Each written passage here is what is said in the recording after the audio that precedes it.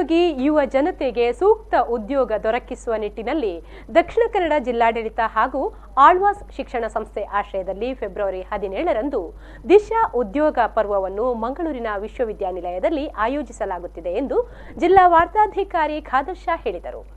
ಈ ಕುರಿತು ಮಂಗಳೂರಿನಲ್ಲಿ ಮಾತನಾಡಿದ ಅವರು, ಈ ಉದ್ಯೋಗ ಮೇಳದಲ್ಲಿ ಎಸ್ಎಸ್ಎಲ್ಸಿ, ದ್ವಿತೀಯ ಪಿಯುಸಿ, ಐಟಿಐ, ಡಿಪ್ಲೊಮಾ, ಪದವಿ, ಸ್ನಾತಕೋತ್ತರ ಪದವಿ ಪೂರೈಸಿದ ಅಭ್ಯರ್ಥಿಗಳು ಪ್ರಯೋಜನ ಪಡೆಯಬಹುದು. ಸುಮಾರು 5,000ಕ್ಕೂ ಅಧಿಕ ಹುದ್ದೆಗಳಿಗೆ ಸಂದರ್ಶನ ಮಾಡುವ ಅವಕಾಶವಿದೆ ಎಂದು ತಿಳಿಸಿದರು. ಜಿಲ್ಲೆಯ ಯುವಜನತೆಗೆ, ವಿದ್ಯಾರ್ಥಿಗಳಿಗೆ ಉದ್ಯೋಗ ಕೊಡುವುದೇ ಇದರ ಮುಖ್ಯ ಉದ್ದೇಶವಾಗಿದೆ. ಸುಮಾರು 5,000ಕ್ಕೂ ಅಧಿಕ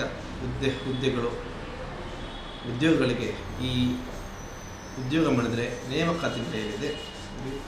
SSLC, PUC, diploma, ITI, management course, ವೃತ್ತಿಪರ ಕೋರ್ಸುಗಳು, ಪ್ಯಾರಾಮೆಡಿಕಲ್, ಅರೆವೈದ್ಯಕೀಯ ಇಂಥದ್ದು ಎಲ್ಲ ವಿಧ ಶೈಕ್ಷಣಿಕ ಅರ್ಹತೆಗೆ ತಕ್ಕಂತಹ ಉದ್ಯೋಗಗಳು ಉದ್ಯೋಗ ಮೇಳದಲ್ಲಿ ಲಭ್ಯವಿದೆ. ಮುಖ್ಯವಾಗಿ ಉದ್ಯೋಗ ಮೇಳದಲ್ಲಿ ಭಾಗವಹಿಸುವ ಅಭ್ಯರ್ಥಿಗಳು ಇದಕ್ಕಾಗುತ್ತೆ ಒಂದು ಸ್ಥಾಪಿಸಲಾಗಿರುವ ಒಂದು ವೆಬ್ಸೈಟಲ್ಲಿ ತಮ್ಮ ಹೆಸರನ್ನು ರಿಜಿಸ್ಟರ್ ಮಾಡಬೇಕು. ಮಂಗಳೂರು ಉದ್ಯೋಗ ಮೇಳ .com.